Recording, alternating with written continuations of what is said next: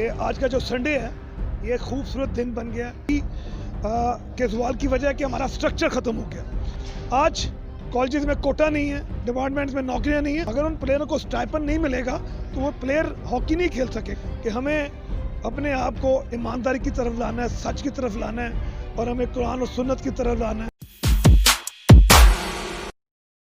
अस्सलाम वालेकुम नाज़रीन, मैं हूं जुल्फ़कार अली सूबा। आप देख रहे हैं एलीट न्यूज़ के प्रोग्राम एलीट स्पोर्ट्स और हमारी खुशकिस्मती है कि हमारे साथ इस वक्त पाकिस्तान हॉकी टीम के कोच मायानाज़ कोच ख्वाजा जुनैद साहब मौजूद हैं।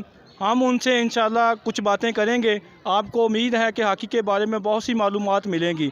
जी जुनैद भाई, अस्सलाम वालेकुम। जी वालेकुम अस्सलाम। सर, आप गोजरा में तशरीफ़ लेके आए हैं, आपके आने का मकसद क्या है आज?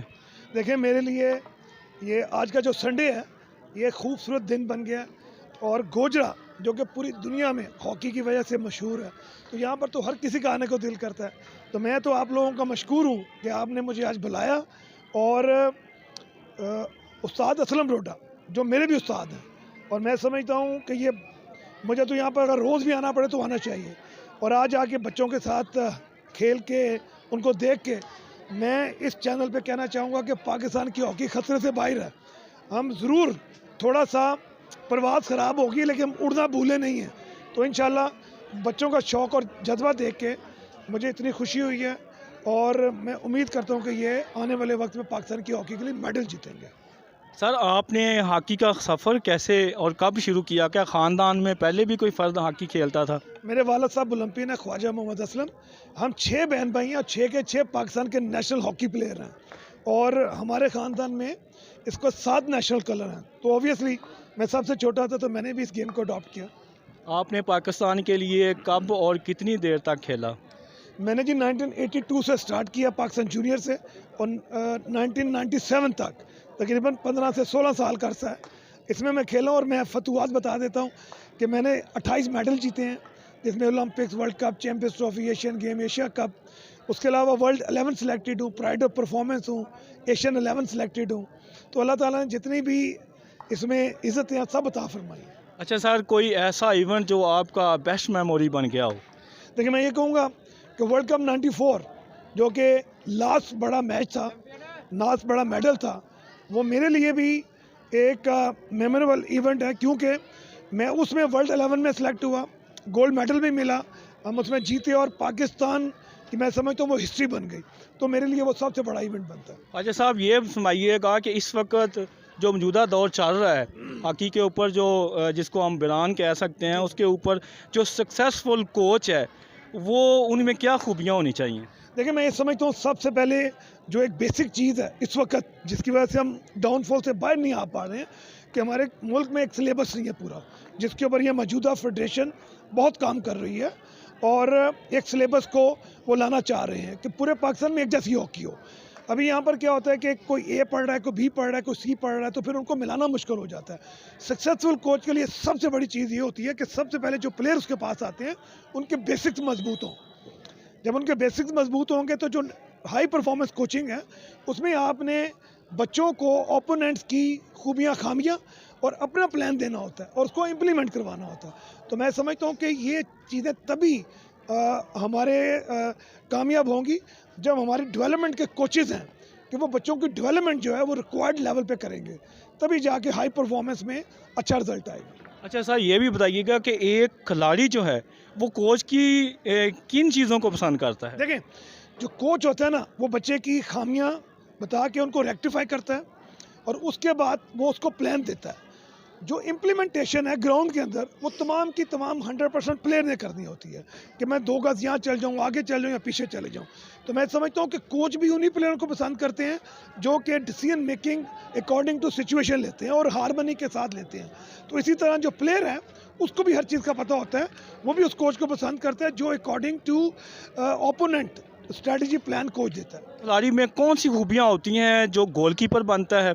वैसे तो सारी के सारे ही बड़े अहम होते हैं खिलाड़ी, और डिफेंस मैन जो होते हैं उनको आप क्या देख के बनाते हैं? और जो कह लें कि जो सेंटर में खेलते हैं और जो विंग्स हैं उनमें उनकी क्या खूबियाँ होती हैं? ये बच्चे क्योंकि डेवलपमेंट से आते हैं हाई परफॉर्मेंस में, इस वक्त ऑलराउंडर्स होते हैं सिवाय गोलकीपर के। गोलकीपर इस वक्त 50% ऑफ द गेम इम्प्लीमेंट कर रहा है। अगर गोलकीपर इजी गोल सेव नहीं करेगा तो टीमों का जीतना मुश्किल हो जाता है। तो लिहाजा गोलकीपर हमेशा हम एक्रोबैटिक्स, जिनमें फ्लेक्सिबिलिटी ज़्यादा होती है, जो स्ट्रेच ज़्यादा कर लेते हैं, उनको हम गोल कीपिंग की तरफ लाते हैं, जिनके रिफ्लेक्सेस अच्छे होते हैं, आईसाइट अच्छी होती है, फिर ट्रेनिंग के साथ साथ वो इम्प्रूव करते हैं। इसी तरह जो डिफेंडर्स होते हैं, हमारा इस वक्त अटैकर और डिफेंडर, हमारी कोशिश ये होती है कि डिफेंडर अटैकर भी खेले, अटैकर डिफेंडर भी खेले। तो जो वही टीमें इस वक्त अच्छे रिजल्ट दे रही हैं जो ऑलराउंडर हैं, जो हर पोजीशन पे खेल सकें, जिनकी स्किल भी अच्छी हो, डिफेंस भी अच्छी हो, जो ऑफ द बॉल मूवमेंट भी करें, मार्किंग भी अच्छी हो। तो मैं समझता हूँ कि हर प्लेयर में ये तमाम क्वालिटीज़ होनी चाहिए। अच्छा, ये बताइएगा कि जो एक आप समझ रहे हैं, आपके ख्याल में हॉकी के ज़वाल की वजह क्या है? देखिए, हॉकी के सवाल की वजह है कि हमारा स्ट्रक्चर ख़त्म हो गया। कि स्कूलों में पहले हॉकी होती थी, टीमें बनती थी, मैचेस होते थे, कॉलेजेस में एडमिशन होता था, डिपार्टमेंट्स में जॉब होती थी। ये हमारा स्ट्रक्चर था कि एक गरीब हो या अमीर बच्चा हो, उसको जॉब्स मिल जाती थी। आज कॉलेजेस में कोटा नहीं है, डिपार्टमेंट्स में नौकरियां नहीं है। अगर डिपार्टमेंट ख़त्म होने हैं तो फिर रीजनल लेवल पे प्लेयरों को माली मुआवनत करें। अगर उन प्लेयरों को स्टाइपेंड नहीं मिलेगा तो वो प्लेयर हॉकी नहीं खेल सकेगा, क्योंकि ज़्यादातर जो स्पोर्ट्स में लोग हैं वो एक, मैं समझता हूँ कि मतलब एक ऐसे लेवल से आते हैं जहाँ पर पेरेंट्स की ख्वाहिश होती है कि उनका बच्चा अर्न करे।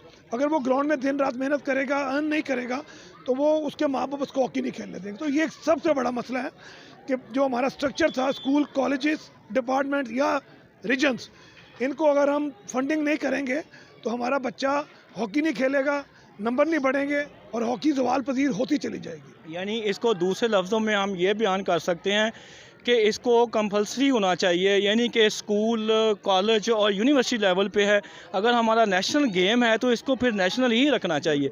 और आखिरी सवाल, कोई आप कौम के लिए और खिलाड़ियों के लिए और जो हॉकी से प्यार करते हैं उनके लिए कोई पैगाम देना चाहेंगे?